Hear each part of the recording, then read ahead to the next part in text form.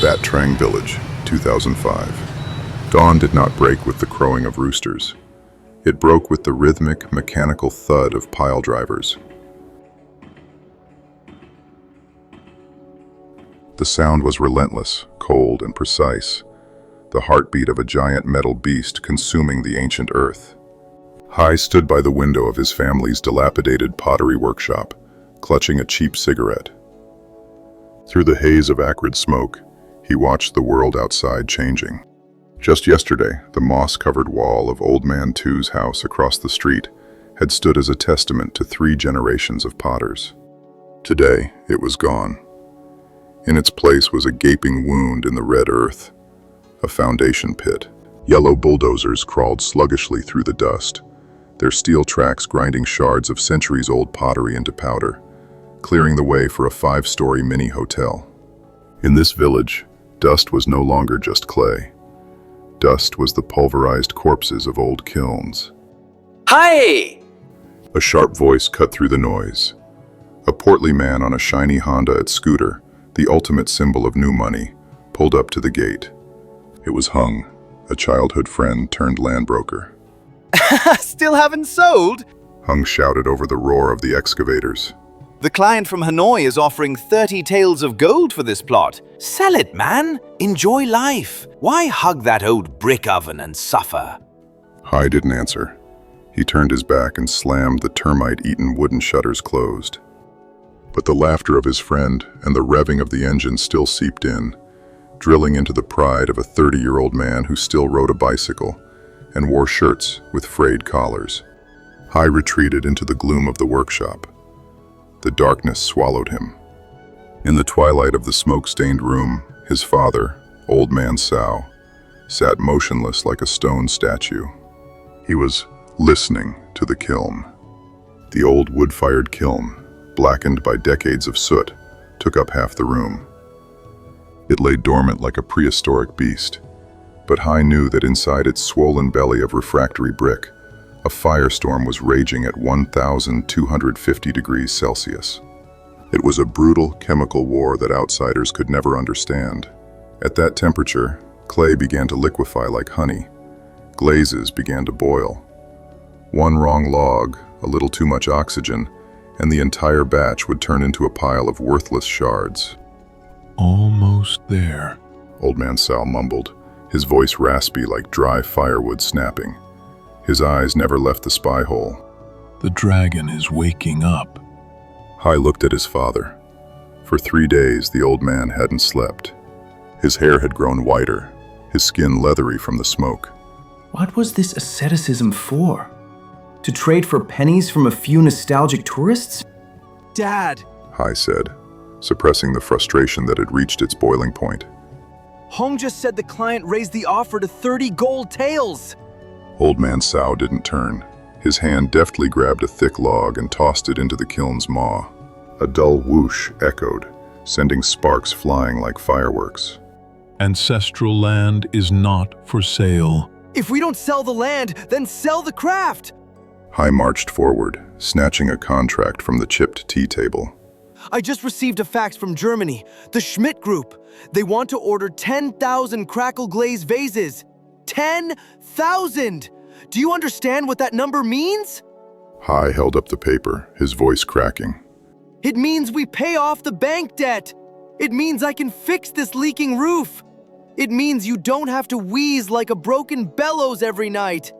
Mom died because of poverty. Have you forgotten? The mention of his late wife was a blade cutting through the thick air. Old Man Sao stiffened. His thin shoulders trembled. The sound of his labored breathing became audible in the sudden silence. He turned.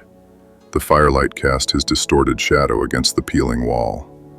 10,000. He repeated, his voice distant. This wood kiln can only produce 100 per batch, and a third of them will be failures. I could work for a lifetime and not finish that order. I know!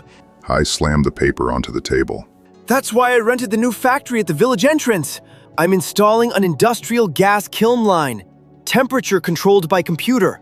No smoke, no dust, no risk. Productivity increased 100-fold. I just need you to nod. Old Man Sao looked at his son. His eyes were bloodshot from the smoke, but his gaze was as sharp as a freshly broken shard. Are you planning to scam them? He pointed a trembling finger at the sample vase on the table, a masterpiece of crackled glaze, the only success from last month's firing.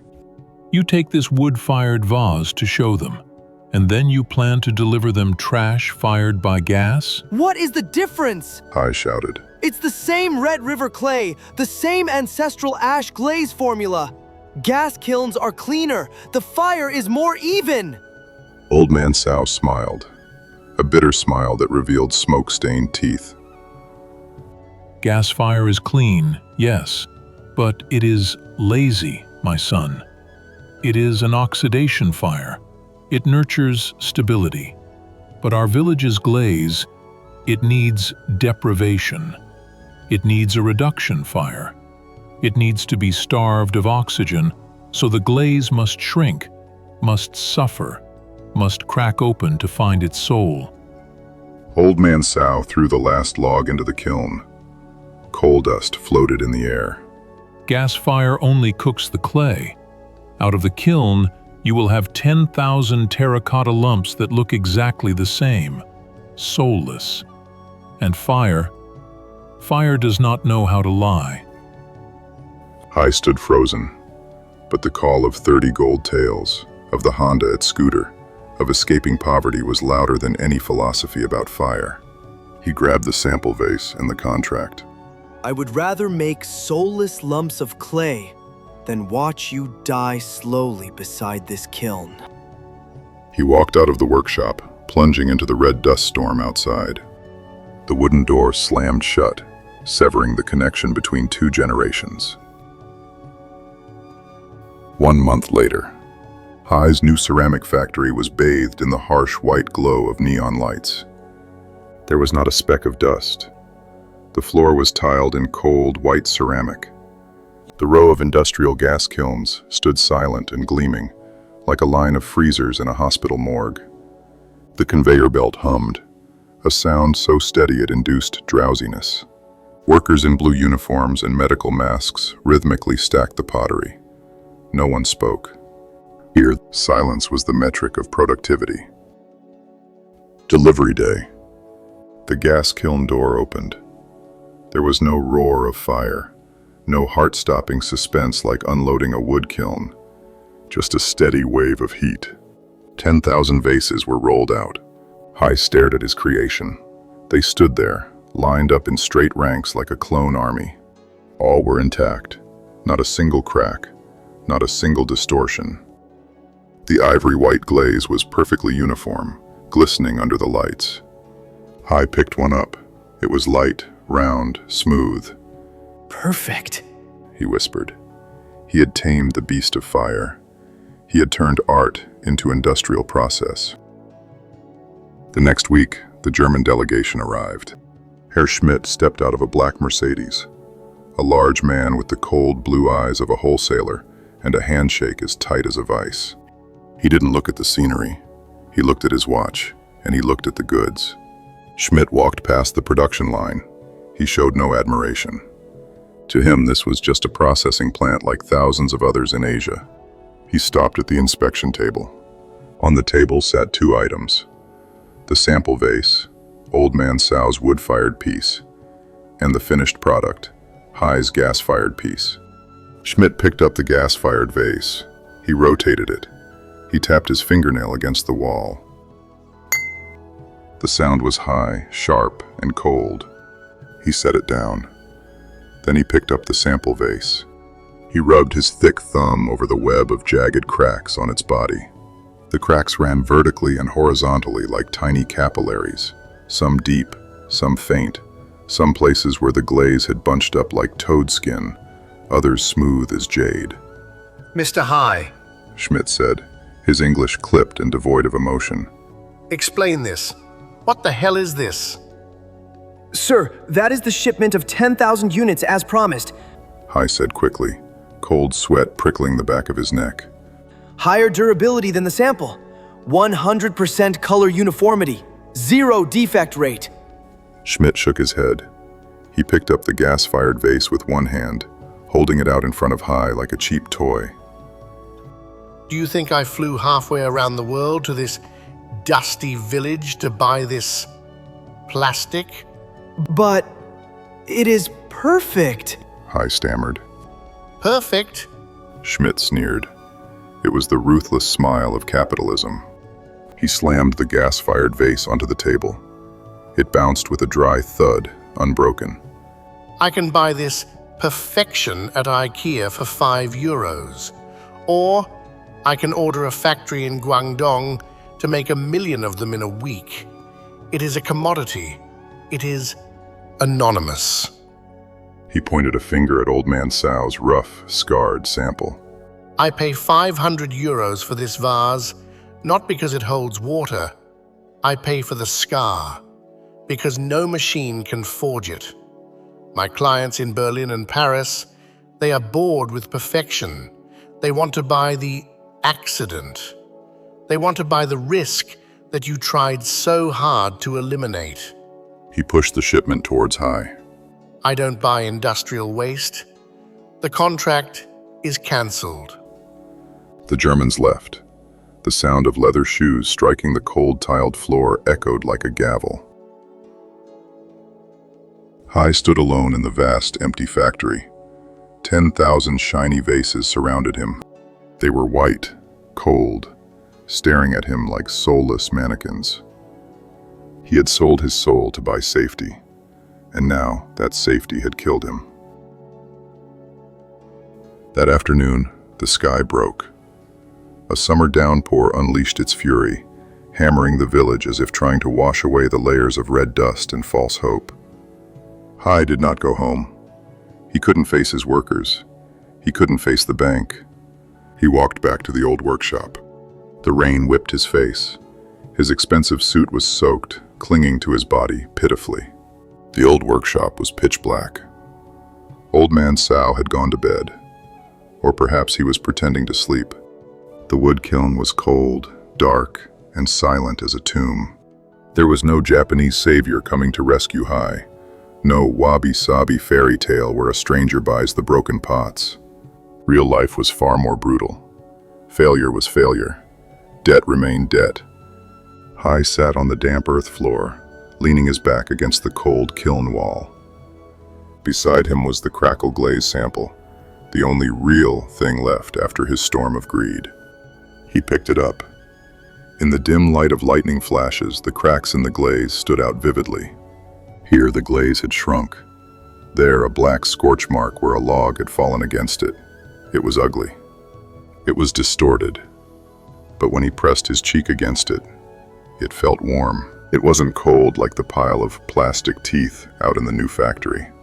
For the first time, Hai understood his father's words. Gas fire does not know how to bite into the clay. He had tried to filter out every risk, every pain, every deprivation from the process. And in doing so, he had filtered out life itself. This vase was beautiful not because it was made. It was beautiful because it had survived. It had survived a fire of 1,250 degrees, survived the suffocation of oxygen starvation, survived the assault of ash. It wore the wounds of that war. Hai wept, not the sobbing of a child, but the silent, salty tears of a man who had lost everything to find himself. He stood up. He grabbed a rough log. The wood splinters dug into his hands, painful and real. He opened the kiln door. He threw the log into the dark belly. Then he took out his lighter. The flame flared up. It wasn't the uniform blue of gas. It was orange, dancing, flickering, greedily licking at the wood grain. Hai sat there, alone, guarding the fire. Outside, the rain still fell. The concrete hotels still stood tall. The world still raced towards speed and glamour. Old Man too had sold out. Hung was getting rich. But in this dark corner, Hai chose to slow down. He chose to keep the pain, the risk, and the truth. The rain on the tin roof grew heavier, sounding like the marching footsteps of an invisible army moving in the night. Wind whistled through the cracks in the window, carrying a chilling cold. Hai sat there, staring into the fire, and realized something. He had the right to choose gas or wood. He had the right to sell or keep. That was a privilege of this era. He was allowed to fail and allowed to try again, because before learning how to keep the fire for beauty, this nation had to pass through an era where they had no right to choose. An era where they had to keep the fire just to survive. An era where light was rationed and dreams had to stand in line. Hai threw another log into the kiln. The fire flared, illuminating his face. The face of a man who had walked through the storm to find his way back.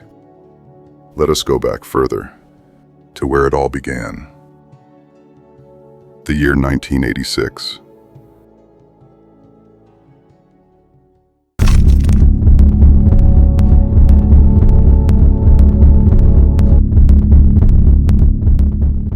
Become a guardian of these memories.